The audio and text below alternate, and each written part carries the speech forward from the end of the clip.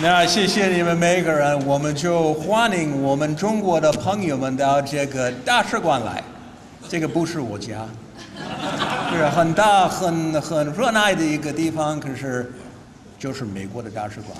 我们非常的欢迎我们全部的这个PEN朋友们到这儿来，不管你是什么地方过来，这个今天晚上就是你的家。We welcome everybody tonight. We've got so many friends, new and old, in the crowd. Welcome to the U.S. Embassy. This is probably the finest that the United States has, this building, second only to what we have in Baghdad, far away in terms of size. I like to say, that's big for all the wrong reasons. This is big for all the right reasons. And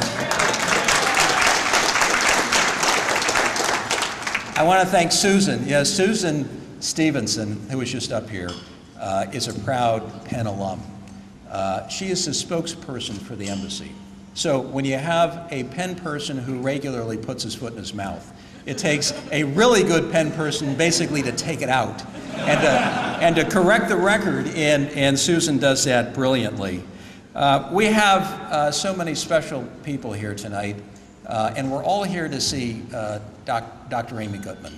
You know, we had the President of the United States right here a few months ago, and we had a pretty good crowd. Yesterday, I had Colin Powell here. He had a pretty good crowd. Tonight, Amy Gutmann. We have a record crowd for Dr. Gutmann.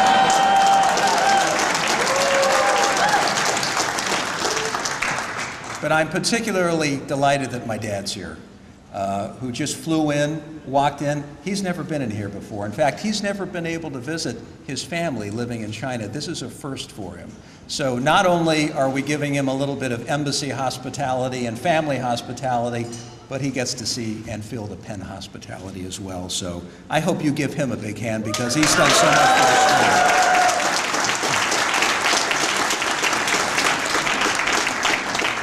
Let me just say this before we bring Amy up, because I know she's the one that you really want to hear from.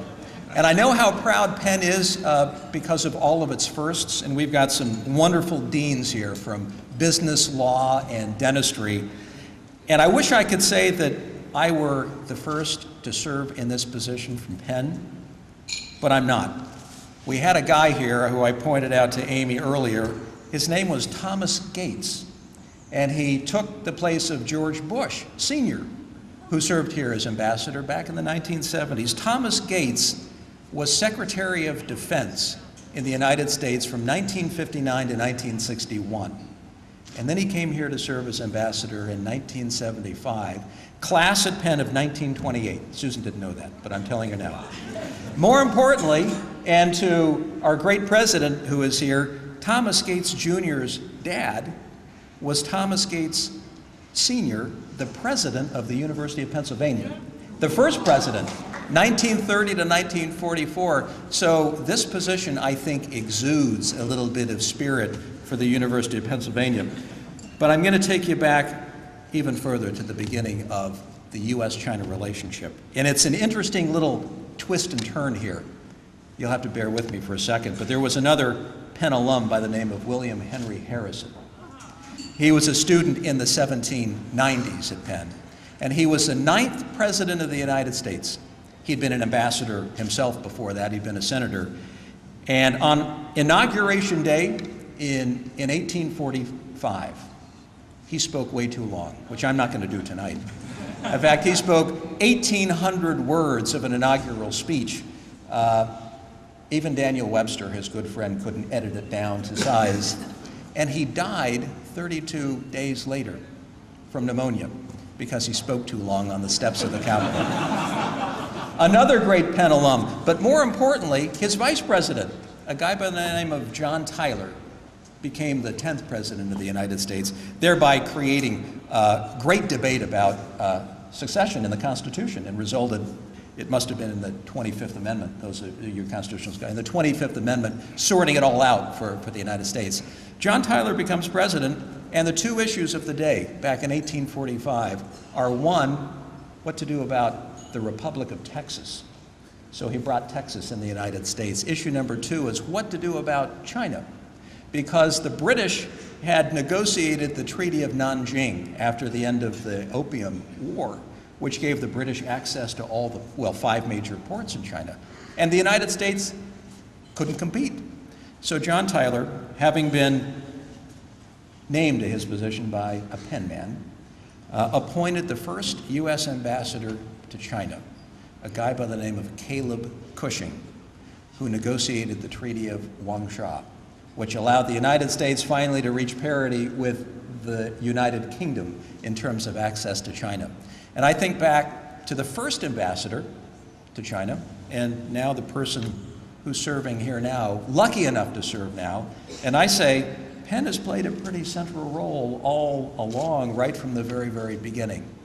But rest assured that this is a country that is on the move, and all of you know that, who are deeply invested either with China as a home or China as a business destination. And the U.S.-China relationship, you know, some would say it's a little sweet and sour sometimes. But I would tell you that it's a lot more sweet than sour, even though some would argue the point today. But let me just tell you, in conclusion, the most important thing we all could be doing, because Penn has its roots here, going all the way back to 1915, when the first Penn Club was in Shanghai. And ever since then, you built up some great relationships, all the 12 schools on campus with 36 institutions of higher learning here in China. The most important investment we make in the U.S.-China relationship is in people. We never talk about that part.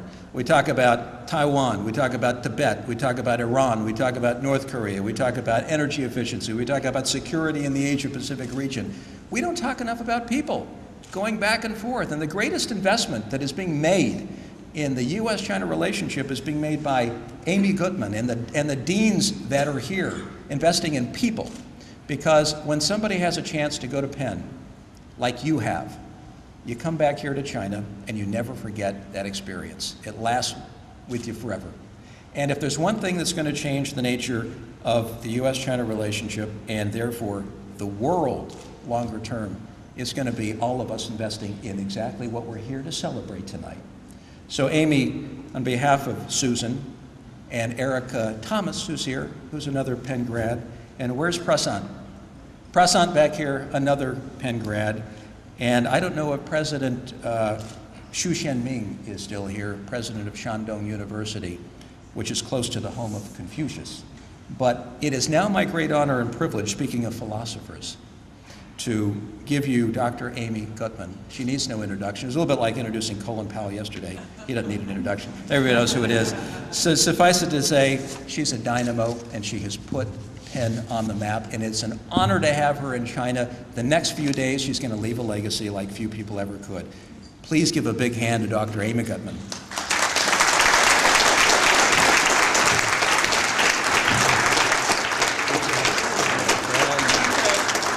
Wait, let's hear it for the American ambassador to China, Ambassador John Huntsman, Jr.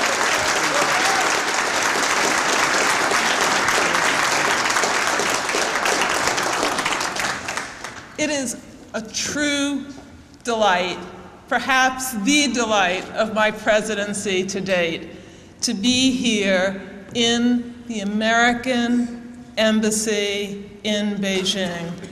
Welcome, Penn alumni, welcome, Penn parents, welcome, Penn friends all.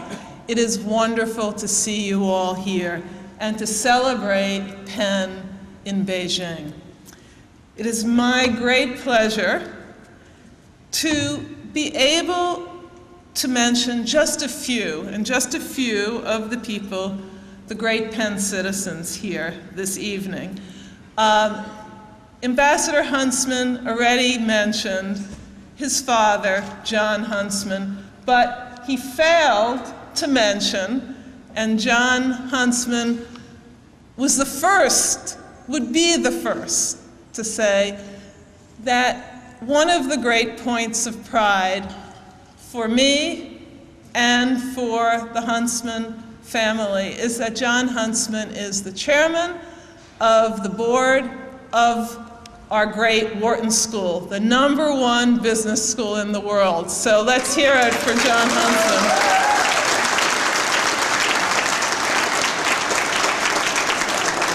Now, you We have 12 schools at the University of Pennsylvania, and we will not rest. I will not rest. None of you will rest until every one of our schools is #1 in the world. So let me also thank university trustees who are based in China. We have 2, Raymond Chen, who couldn't be here this evening, but Bill Chung, who is here this evening and is the chair of the board of our dental school. Bill, thank you very much. We would not be this strong were it not for the wonderful Beijing Alumni Club that John Huntsman Jr. has mentioned. And I just want to call out the leader of that club, Loretta Evans. Loretta, where are you? Let's hear it for Loretta. There, Loretta, right there. And our great Wharton Club of Beijing is led by Jim Xinjiang. I don't think he could be here, but it's a very, very wonderful club, and we're lucky to have Jim heading it. Ambassador Huntsman already mentioned our 3 deans, but let me just call them out. Dean Robertson, where are you, of our Wharton School? There's John, Tom. Dean Dennis Kinane of Dental. Dennis, great to see you. And Mike Fitz of Penn Law. Mike, where are you? Great to see you. So, this is a historic evening. We are just very honored that the University of Pennsylvania was founded by America's first diplomat, as you all know, Benjamin Franklin, and now we have the hospitality of America's top diplomat in China, John Huntsman Jr. This is truly a milestone. I have one word for Ambassador Huntsman. He is a natural.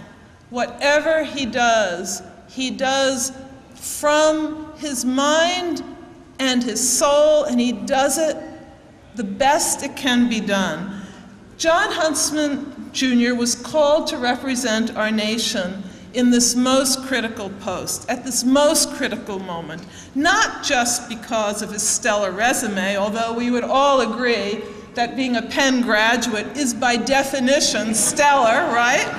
But Ambassador Huntsman understands that in answering the call to high office, he understands that the issues confronting our world are best addressed in a spirit of cooperation. In fact, he himself has most memorably put it. He put it this way: the relationship of the world's strongest nations must be positive, collaborative, and comprehensive. Now, this tripart vision of diplomacy perfectly parallels what else but Penn's vision for eminence in education. Penn is focused on how knowledge can be put into practice to make a positive difference in our world. That is first and front and center what our founder Benjamin Franklin meant by the fact, and it is a fact, that an investment in knowledge pays the best interest. It pays the best interest not only for those of us as individuals, but for the world. And Ambassador Huntsman put it most appropriately and succinctly when he said, the people make the difference. And he also didn't say this, but he implied this by talking about the president who died from pneumonia giving too long a talk, that talks at this hour, there's one thing you should do: be brief, be bright, and be gone. So let me say that we are absolutely delighted to have a week in China that's chock full of creating partnerships that are collaborative and that fit the vision of Penn as a university that is comprehensive. Our 12 schools span almost every realm of knowledge. And what we're going to do tomorrow at Peking University, today at Tsinghua, and then later in the week in Shanghai, is really build on the partnerships that Penn has had historically with China. We will have engaging minds of our faculty members in Shanghai and give our alumni in Shanghai a sense of what it's like to be on the Penn campus with our engaging faculty members. We are building relationships on issues of sustainability, on US-China relations, on the globalization of Chinese enterprises, and all of this to show that higher education, like diplomacy, is a long journey. It is undertaken in a spirit shared by Benjamin Franklin and John Huntsman Jr. Positive, collaborative, comprehensive. Our week in China underscores Penn's positive, and I may add, dynamic impact on the world. Your lives are part of our impact. You have been our best ambassadors here in China. All I ask of you is to keep flying that Penn flag with whatever other flag you fly. Ambassador Huntsman says he can only fly one flag on his car, and that's of course the American flag, but in his soul and in his mind, we know he always also flies the Penn flag. Please do the same, and thank you all very much for being our best ambassadors. It is a pleasure and it is memorable. This night is a historic night, and let us thank Ambassador Huntsman for making it possible. Thank you very, very much.